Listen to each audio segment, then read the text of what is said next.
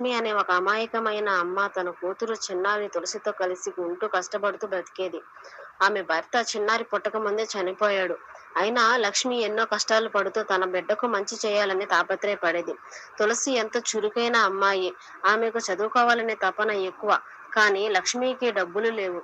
రోజు ఇంటికి పని చేస్తూ కొంత మొత్తం కూడబెట్టేది. కానీ చదువుకు సరిపోక మరింత పని చేసేది. ఒకరోజు తులసికి పాఠశాలలో ఫీజు కట్టవలసిన అవసరం వచ్చింది. ఆ రోజు లక్ష్మి చాలా ప్రయత్నించింది, కానీ డబ్బులు కూడబెట్టలేకపోయింది.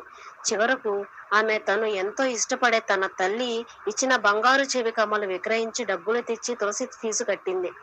అది చూసి తులసి కన్నీళ్లు పెట్టుకుంది. అమ్మా, నీకు ఇది చాలా విలువైనవి కదా అని అడిగింది. నీకంటే విలువైనది ఏమీ లేదు తులసి. నీ భవిష్యత్తు కోసం ఏమైనా చేయగలను అని చెప్పింది లక్ష్మి. ఆ మాటలు విని తులసి మనసులో ఒక నమ్మకం పెరిగింది. తన చదువు పూర్తయ్యాక తల్లి కోసం మంచి జీవితాన్ని అందించాలని